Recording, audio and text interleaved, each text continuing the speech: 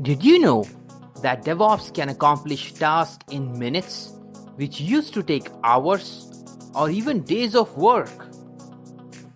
So, the companies can focus more on their business or the product. And maybe that's why IT industry is adopting DevOps at such a rapid pace. In next few minutes, I will show you how thousands of companies are evolving and adopting DevOps culture. Hi, welcome. My name is Imran. I am a DevOps consultant and a trainer. Let me help you understand what is DevOps and how it can solve some business critical problems. Everyone likes a good story, and here it is. Meet Emma. She's an artist and has a passion of collecting artworks. Emma has her own art gallery from where she sells artwork to the public. Emma wants to expand her business online through a mobile app. Users around the world can access her gallery and make a purchase through a mobile app. Emma does not have a team who can do this. He'll need a team of developers, testers, and admin-like people who can accomplish this task. So Emma approaches a software consulting firm and explains her idea.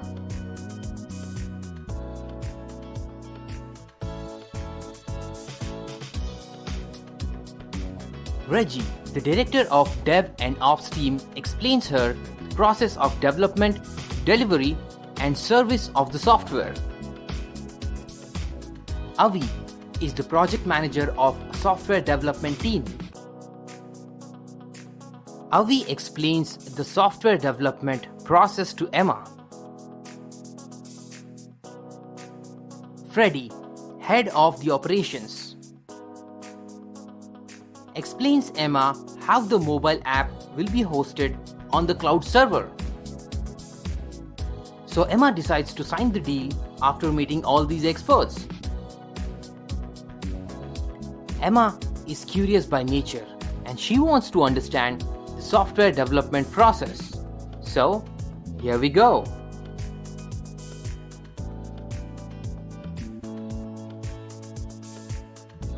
Software development is a very well-defined and organized process. First phase, requirement gathering and analysis. Information will be collected like product features, who are the users, how it will be used, some user requirements, current state of the market, and few other things. Second phase, planning. What do we want? It determines the cost and resource required for implementation of the product and also the risks associated with it. Third phase, designing. Architects will design the software based on the inputs from previous phase. Architects will produce design documents. These will be basically roadmap for the developers. Development phase. This is where developers will write the software code based on the design. And they already look very excited about it.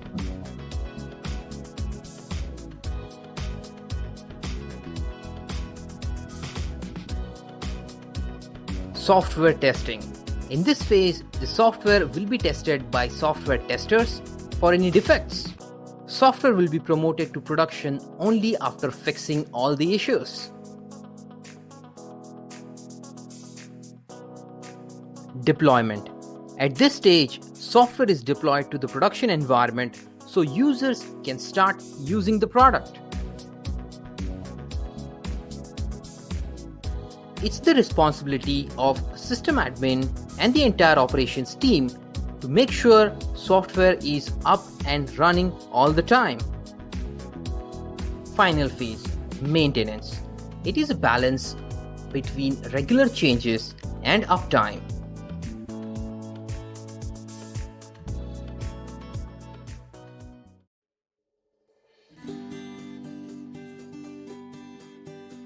Let's see the entire process again. First, requirement gathering, then planning. Architects designs the software, developers create the software, Testing is conducted by software testers. An operations team will deploy and maintain the software. This entire process is called as Software Development Life Cycle, in short SDLC.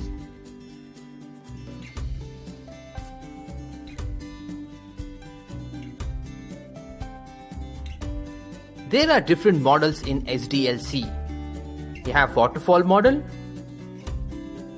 agile, spiral, big bang, and there are few others.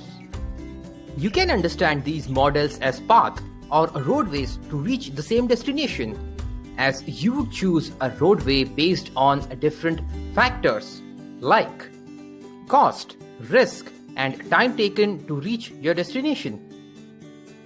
In a waterfall model, each phase must be completed before the next phase can begin. Requirement completes, then only planning begins, and then development starts. When everything is completed, all the features will be tested, and then maintenance phase starts. It is very difficult here to go back and change something that was not well thought out in the planning. Working software is produced very late in the life cycle. It may take months in our case. Emma is not sure about all the requirement at once. She would like to observe the product development and alter or add new ideas along the line. So, waterfall model is a no-go. So, instead of developing all the requirements for months, it can be divided into smaller lists, work on a list for 2 to 4 weeks, and then move on to the next list, and so on and so forth.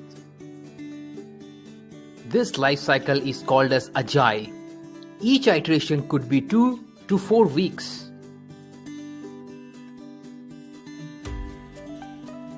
Demonstration of the features can be given to Emma after every iteration, and based on the feedback from Emma, new ideas can be injected in the next iterations.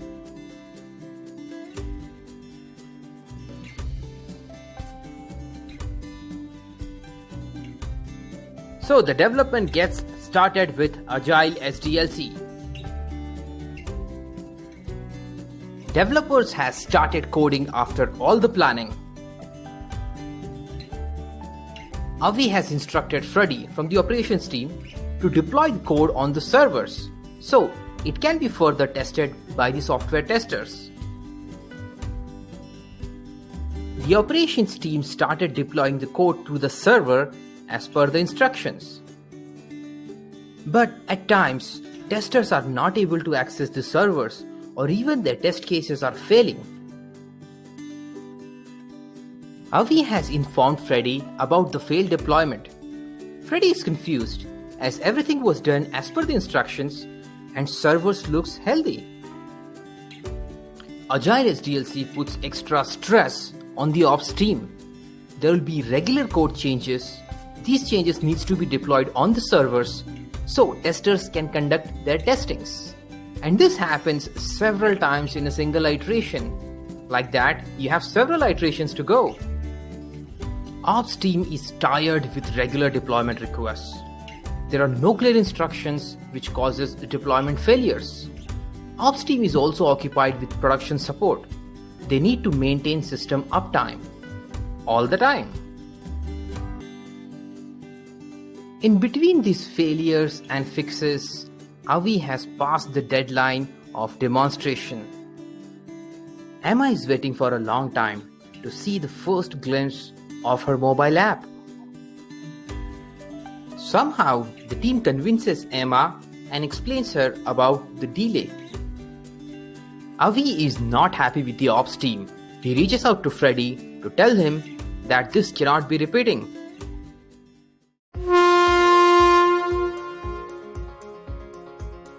Dev and ops are poles apart. Dev is agile, all about regular and quick changes.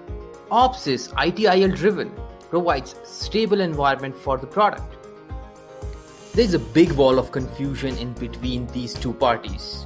The developer tosses their code over the wall and ops team responsibility is to deploy the code on the servers. Developers complain about delay in deployments. Ops team complains about unclear instructions and tossing their work over the wall. Emma has existing customers who want to use the app, but there are frequent delays and errors. Emma is not so happy. Reggie, the director, understands this very well, that unhappy customer could mean direct business loss. Reggie once attended an agile conference where the host talked about DevOps as how it fixes the code delivery issues. Reggie understood that Dev is agile, but Ops is still waterfall.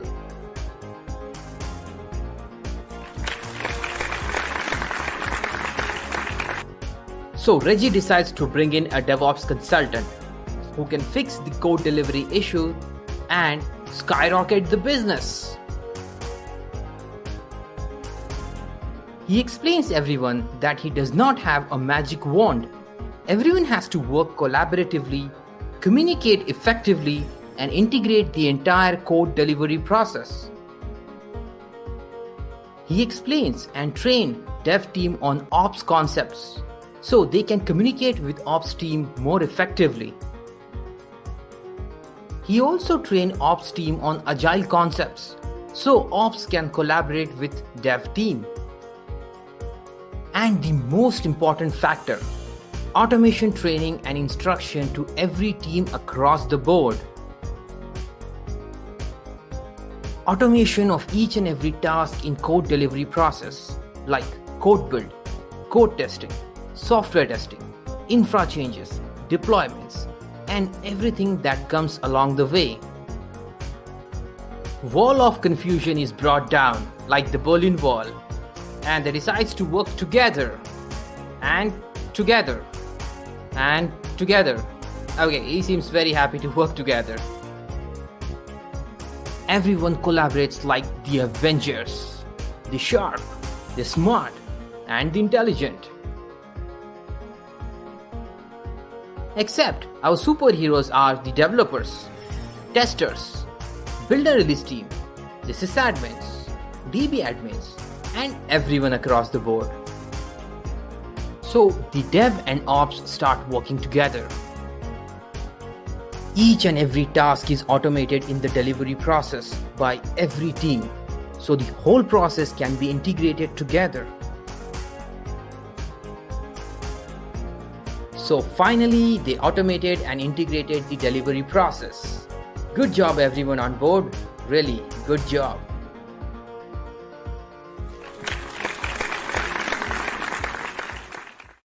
Let's see the entire automated DevOps lifecycle now.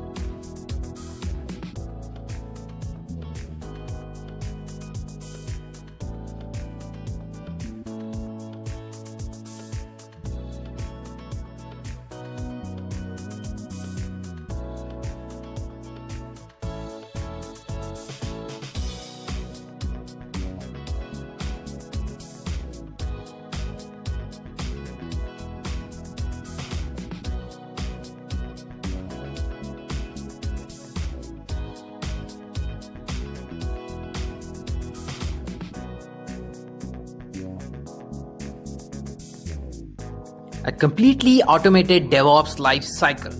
No human intervention, so no human errors. It's repeatable and time saver, of course.